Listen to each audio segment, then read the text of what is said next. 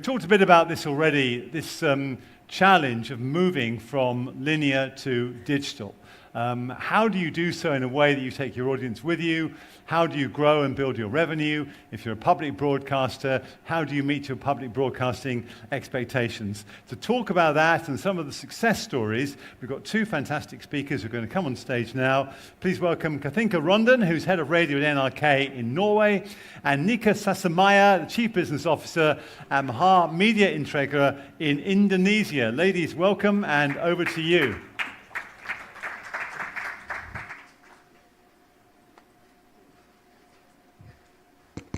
Hello, everyone. How is everyone doing? After lunch, usually the worst time because we all get so sleepy, but I hope that everyone still have the energy in the room.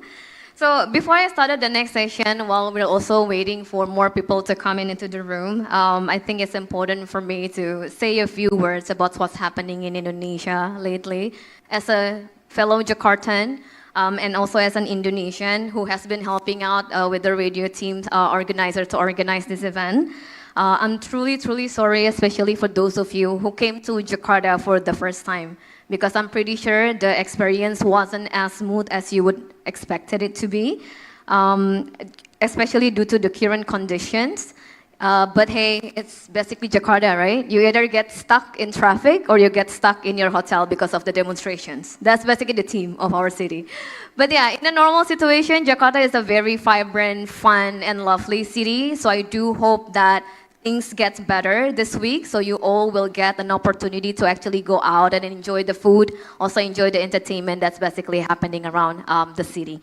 So, this week is basically an important week for us Indonesian. We're trying to make history to make a better Indonesia. So I guess regardless of everything that happens, thank you guys for being here. I hope that you guys also be a part of this history making in Indonesia. And I guess the silver lining of all of this, I'm hoping that you will have an amazing story to tell to your family and friends who's waiting for you back home. And also becoming a really good ice-breaking station for Radiodays next year. Hopefully still in Jakarta, right, Peter? Awesome. Cool. So before I introduce the next speaker, can I please get a huge round of applause just to get the energy back in the room? Yay! Awesome. As I've been introduced, my name is Niken. I am the co-founder and also a director of Noise. I'm also a director at Mahaka Radio Integra. So I think the previous speakers have mentioned Noise quite a bit. So I think it's important for me to make a proper introduction of what Noise is. So essentially, Noise is basically a platform for audio. It's basically a home for different type of like audio content. Podcasts, audiobook, audio series, and of course, radio. Noise was created by Mahaka Radio Integra as part of the digital transformation strategy for Mahaka. And again, speaking about digital transformation, we have a very special guest here who flew from Norway all the way to Jakarta, have arrived from Friday, so she have already enjoyed all of the madness that's going on. But luckily, she's here, safe and sound. Please welcome Katinka Rondon. She's from NRK, a national public radio broadcaster who have successfully transformed its business from a radio business into digital in just less than 5 years. So without further ado, I will welcome Katinka to present. Thank you. Thank you very much. I'm very happy to be here and share experiences with everybody and learn more.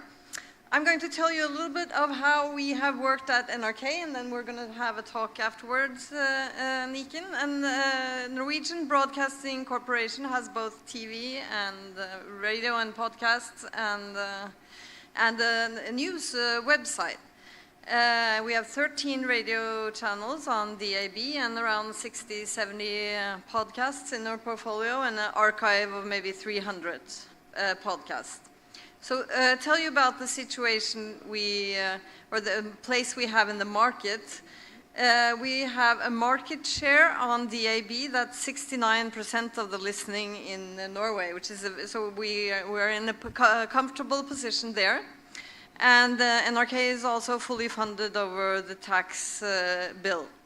So we use this position also to build for the future and tell everybody about our new home while they're still in the old one. Because we believe that to succeed as a public broadcaster in the future, we need to succeed digitally. So that means you have to channel your focus in that direction. So it's not because DAB isn't important, it's not because we have a lot of listeners on DAB, but that's going very well. So we have to focus on what we need to change. And it's hard to succeed if you try too many things at once. It's good to have a clear target to reach your goal. And for that, it has been our app, NRK Radio. And it looks like this. In NRK Radio, we have 13 radio channels, we have radio shows on demand, and we have around 60 active podcasts and an archive of many more podcasts. And to succeed digitally in the app and the streaming world, publishing, content, and product all have to work together. And they have to work together from the start. So we work together with all of these three in mind when we're developing content also. To start with, one of the most difficult questions, maybe, at least an area with a lot of existential questions. Even though traditional broadcasting still is strong, it is declining, and online audio is rising, or maybe declining, especially in some age groups. So we asked ourselves the question, if streaming is the future for audio, who controls the future? And what does that mean for us as a public broadcaster? In 2021, we had 90% of listening to our podcasts on third-party platforms such as Spotify and Apple Music. And then we had a very thorough review of all the upsides and downsides of third-party publishing. With the third-party downsides are that you have no editorial control.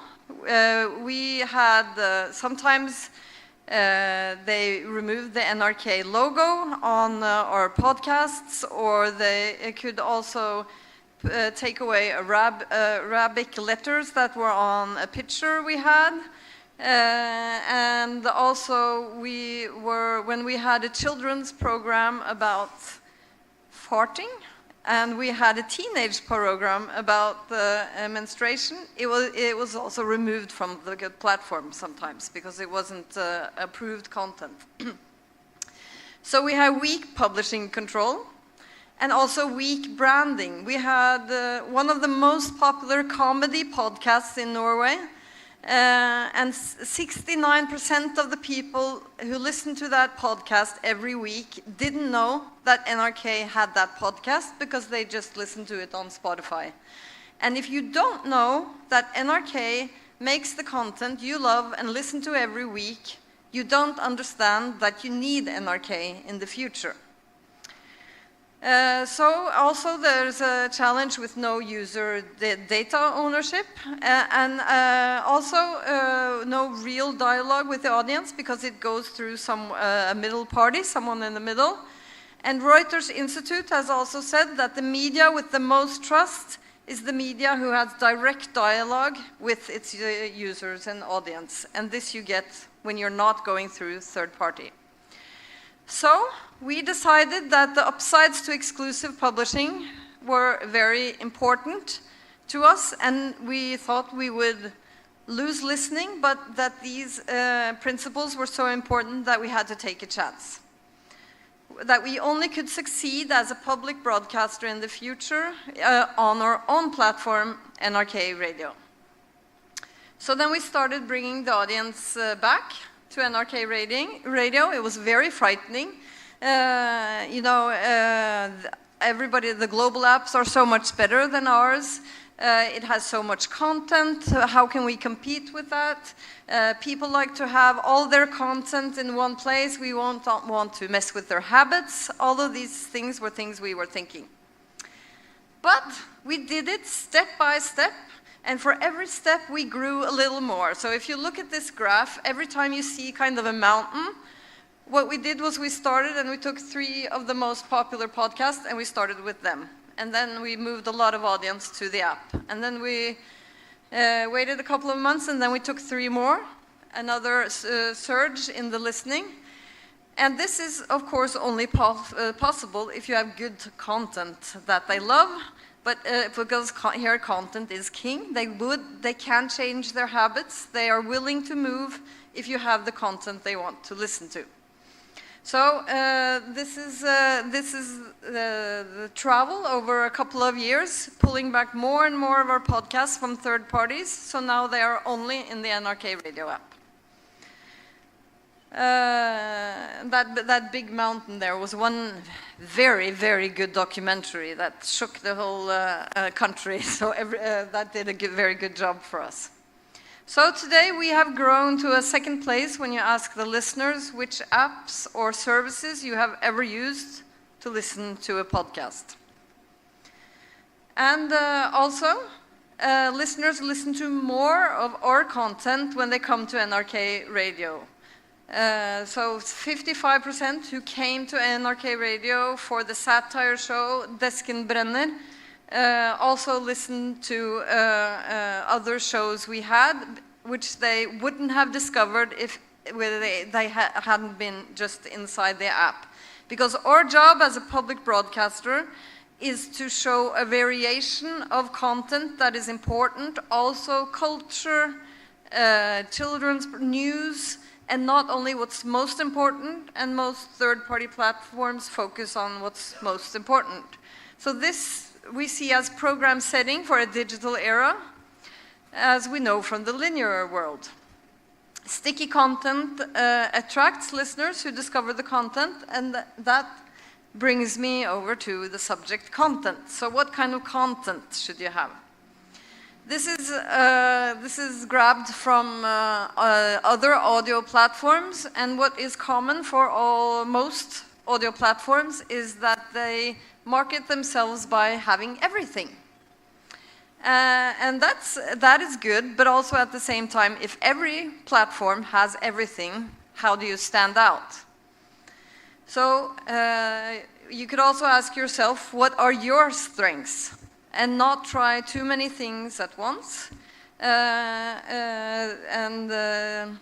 There are many people in the audience who, in your audience, who think that it's too many choices already. So it doesn't help to say there are a lot of choices here. So how can you make it easier for them? And as Corey talked about earlier today, what listeners choose when they listen live and when they listen on demand, it isn't quite the same. Radio and podcast complements each other, and I think it's wise to use that well. To continue to develop the live format even more than we do today. I think the change has to be even bigger than we think. And to answer to the era that we are in. And here on live, we focus to be best on news, good company, and music live. And on podcasts, we aim to be best on documentaries and comedy. And that's because those are the 2 most popular genres for the young generation on podcasts. So we aim to be best on what's most important to them.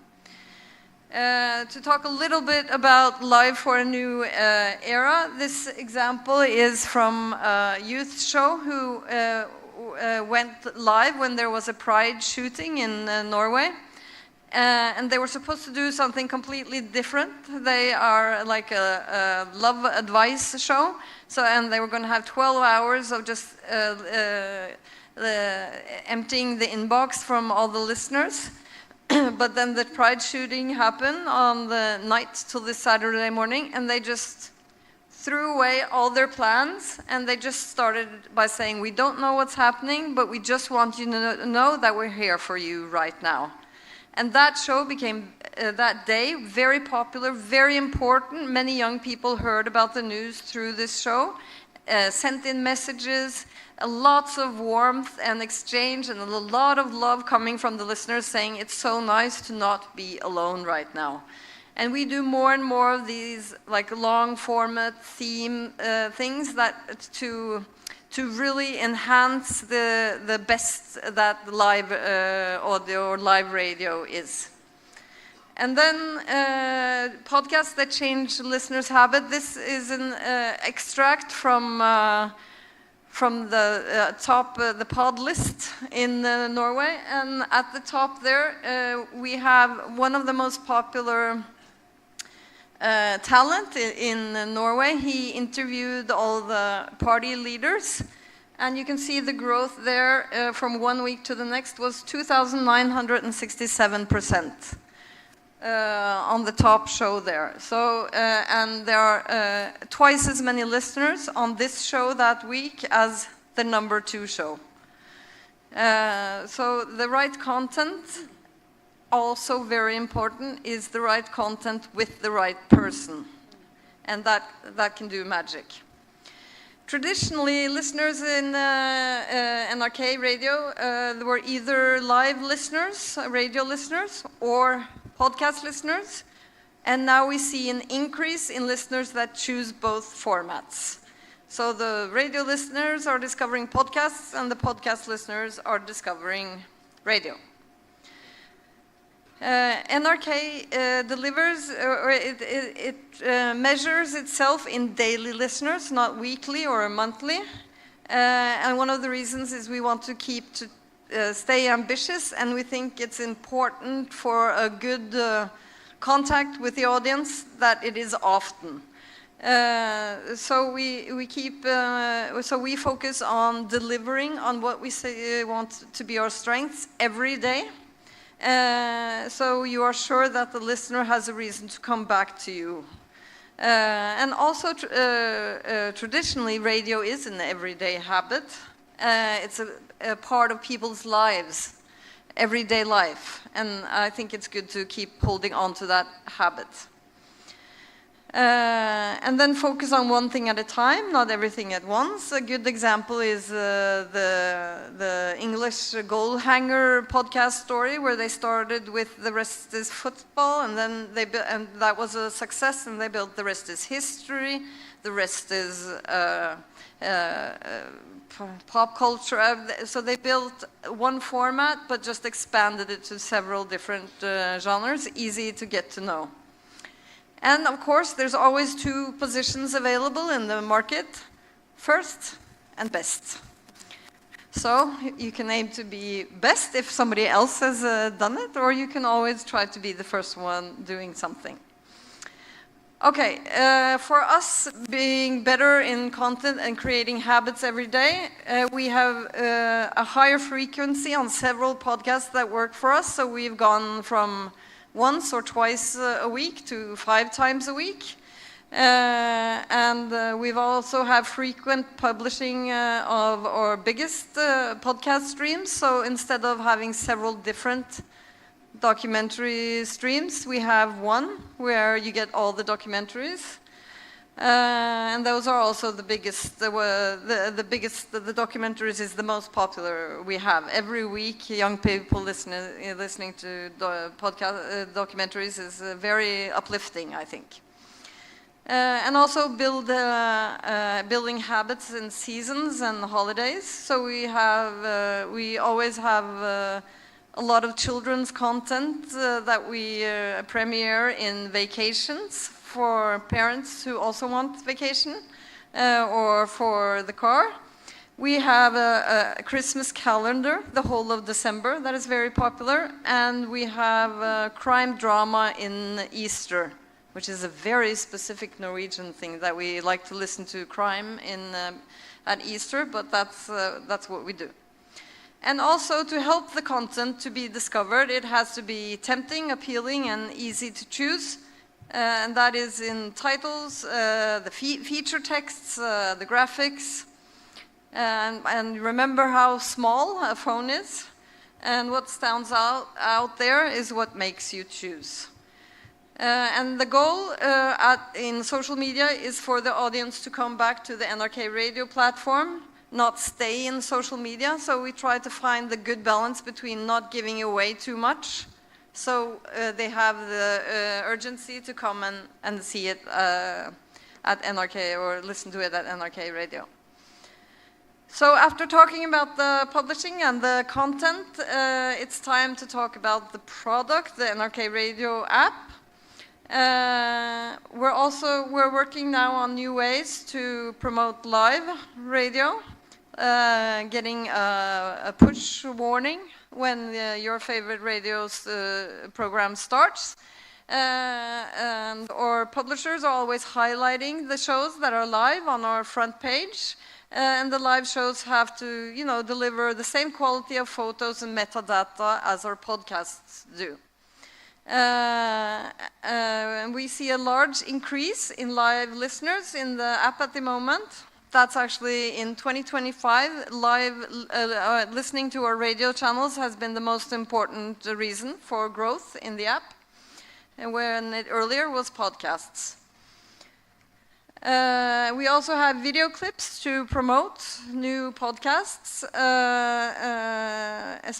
especially to make it easier to choose, because sometimes just a picture isn't enough for the TikTok generation, to lower the threshold to explore and find something you like. And speaking of formats, we also have video. On video podcasts in the app.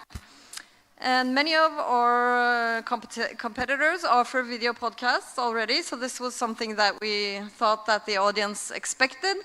And the audio is still the most important part, but around 15% choose to watch the podcast as a video. And the younger the audience, the higher the percentage that watch the video. So the teenage shows have a higher percentage of video podcast watching than the older shows. And then, of course, one of in terms of telling the mass audience on DAB about our app, one of the most important features is a very basic one, which is you can choose to press star icon to follow a show, and that way you can get push notifications whenever a new episode is out, and you'll also get several shortcuts to the show on the front page of the app. And this gives a reason for the show hosts to talk about it and mention it on air, which is important marketing. And also this makes the front page of the NRK Radio app, two of the most prominent places on the app is shows that you are following or things you just listened to. So which is personalization of the front page of the app, and in 2 years our goal is that the front page will be 75% personalized. You can also send messages to the studio from NRK Radio. This is used for competition. It's also used for we have a book club podcast that the listeners love to send in a lot of messages, and it makes the NRK Radio app a home and a good community for people to share. And they also, of course, get answers back from the hosts. And this has been a lot of love from the hosts, the possibility to communicate that way with their listeners, and they're using it a lot, and it gives like a special sense of community and togetherness that is enriching for the programs and creates a good togetherness. And also the shows can use polls where the listeners can use do you think we should do this or this, and then we have polls. 80% of the listeners in NRK Radio app are logged in, so that's quite good. Because then, of course, we can it's a better experience. We keep track of your progress. You can download, we have plenty of features that we have behind login to use as an initiative to log in. So our experience is that when you work together with product content and publishing, you grow together as a group in your job, but also with results, as you see illustrated here, We have grown each year since we started developing in this together. Well, we're halfway in 2025. What we need now is a couple of very good comedy podcasts, because the ones, the two most popular ones we had was stolen from our competitor in Norway, Podimo. So we're building up a new one that is premiered now this fall, so that we're thinking of getting the 9% up to 20. But this has been every year, and again, radio listening has been an important part of the growth also. And our goal is to be the preferred app for the Norwegian audio. And I just was a curious thing in Norway. To listen is the same word. To listen is the same word as to belong together. So we have NRK Radio. Vi hører sammen, which means both we listen together and we belong together, which is a good thing. Thank you. And here's. Thank you for the great presentation, Katinka. I don't think a lot of businesses have successfully transformed their business to digital, especially in radio. I know that lots of radio stations, especially in Indonesia, still face challenges on that part. But I'm really interested with the slides that you've mentioned. You either needs to be the first or the best, right? Yeah. Would you say on RK we're the first or the best or both? I think we've been the first in some things, and then we've been the best in other things, because NRK is a big organization, so and sometimes slow. Yeah. But we've been making. I mean, a lot of the new competitors are, from newspapers. So we've been making sound longer. So we have, for example, to be the best in documentaries. It's easier for us just because we've been doing it longer in a way. Yeah. And sometimes we're not the first. But then we have to, and then we see what the competition does, and then we kind of get better, get slapped in the face, and get better, and have to try to be best. Yeah. Yes, you just need to kind of like adjust with the. But with the whole third-party thing, we were first. Yeah. Mm. Yeah, that's awesome. So I think we were had a bit of a chat as well before we go on stage, that the journey of Mari transformed to digital with noise application were very similar with what NRK was experiencing. So I'm just kind of curious to hear from you. I know that you've had shared a lot of it on the slide already, but I'm curious to hear what was the biggest challenge for you guys when you first transformed the radio business into digital? Was it a smooth sailing? How was the journey has been for you? No, I think it's not smooth sailing. I think it means to be brave, because you're taking chance on something you don't know the answer to. Yeah. But I think it's better to do something than to do nothing. Because when you're thinking and then learn, and then because when a lot of the things we've done, we've made this step model. So what we're saying is we think we're going to go there. So to test, we'll do the first step, and then we learn, and then we'll do the next step, instead of saying we're going there. And I think it's been difficult to get people on board that know what you're doing isn't. You're not going to lose your job. We just have to change, to get the whole organization in a new way of thinking, and which does, that's been. You have to put time and effort into that. Yeah. Yeah, I love that. And there was also a slide that specifically discussed about content, and I really love how you basically describe it, that content is very crucial, but it's also crucial to find the right target audience to consume the content, right? That's also one of our, strategy as well on Noise, that how can we develop an IP that will find the right audience so that they stay loyal to continue to consuming the content.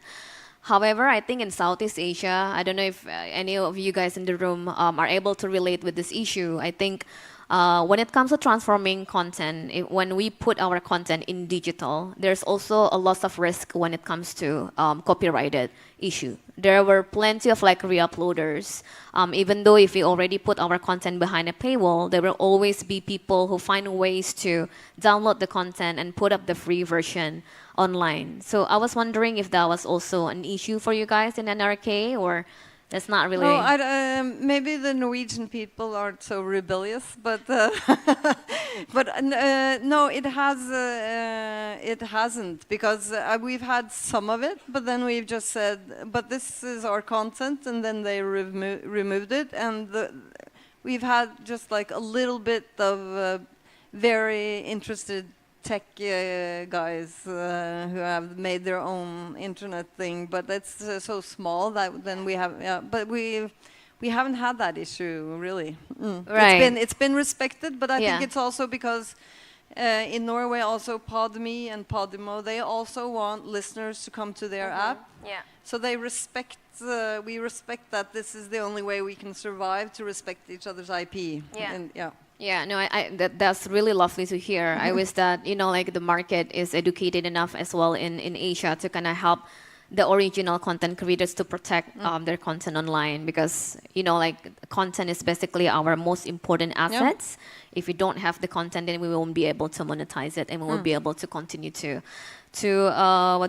continue to run our business, right? So yeah, we're hopeful that we can continue to educate our users and our consumers here in Indonesia to be as the same like-minded as you guys.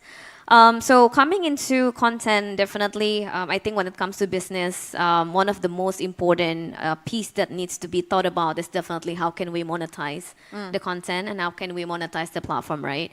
Will be really interesting to hear from you about the different type of like strategy that NRK does, and whether there were like a pivot in terms of like the monetization strategy that you have throughout the year. Well, if you mean, I mean, for us, we don't have ads. The money we get is all over the tax bill. So we don't have like a pure money monetization strategy, but we have a pure or strategy if we are to continue to exist and have trust as a public broadcaster. Enough people in all of the audience needs to use us. We have to be important for enough people that they think that we should exist. So then, I mean, that means for us to have like small podcasts in small languages, like Sapmi languages with few listeners, and to have a book club podcast, but that is more popular than you would think we've earlier achieved with literature. But also it means to have the most popular comedy shows, the best documentaries, so and to really hit big enough and sticky enough that they choose you again and again. But for us, it's a big part of our strategy to get people to come back. So also on our first party data, we monitor, why are that group seems to, it's been a long time since they've been here. What are they missing? Yeah. So most people get a reason to be, we think probably like if you have a subscription, how can we ensure that you don't stop paying next month? Yeah. But you don't pay, so just to continue staying with us. Right. Yeah, so just focusing on building a great content. Yeah, and habits. Yeah. Focus very hard on daily and weekly habits. Right, got it. And in your application, if I remember correctly, there's also a live section as well for the live radio. Yes, is that correct? Yeah. So there's live and there's also podcast, right? Yes.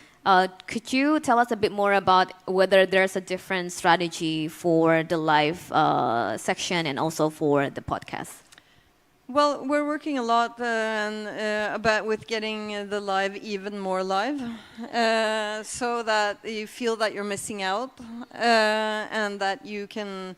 I talked about you could get the push warning when there's something live, but also like. If a musician dies, the music channel we have turns around, and it's all about that musician the whole day. So to be very close to the pulse of what people are thinking about, talking about, feeling, and to be able to change often. And one of our biggest successes is our sports channel with live sports. And we have a news channel, gives 15, like kind of every 15 minutes new news. So, but on podcast, you have to, it's a different, it's in a way, it's like for live, you have to think bigger and plan less. Yeah. I love that. Because they're too, sometimes they're too, you can't really they've gotten control. too used to their plans. So you Yes. have to be able to turn around and do something completely different. And then for podcast, you only get the chance of the first episode. So it has to be really good. So you have to, I think, the days where two people could just go into a studio and be semi-funny are over. So you have to really change. You have to, be really worth listening to. So then we do lots of pilots to be sure that the first episode is really good. Right, I really, really love that. So I think for us in Marvi and Noise, we also have started doing a different strategy when it comes to content to try to see which content actually sticks with our listeners.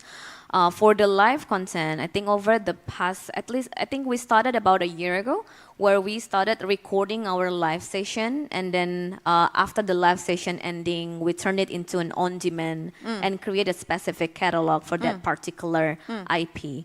Is that also happening in RK, or do you have it completely separate between the podcast and live? No, we're actually looking in the product development now. We're looking into, because for example, we have a sports podcast that's very popular, and during the Olympics or the World Cup of skiing, of course we want to use the same hosts that are popular on the podcast on the everyday radio show.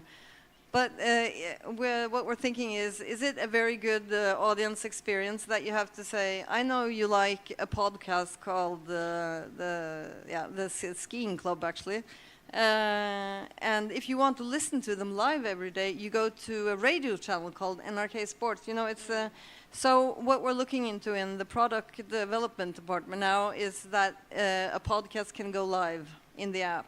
So you follow the program, and when there is like a World Cup or something, that's and there's a good reason for the podcast to go live. Right. You get like the same like warning or push thing, or of course listed on the front page of the app that now this podcast is live. I see. But it is like a technical different. You have to develop. Right. Yeah. Yeah. No, that's a very interesting because I'm strategy. Thinking, you have the live channels, and then you have we're also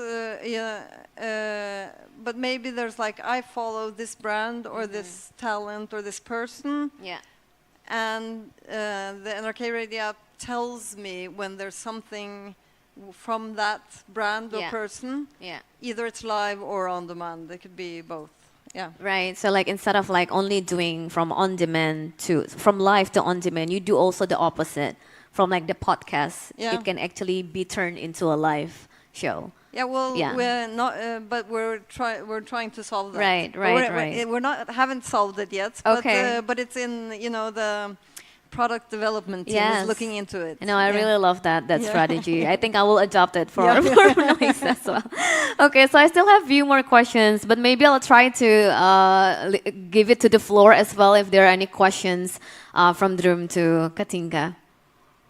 If not, okay, there's one question actually from the back. Can someone?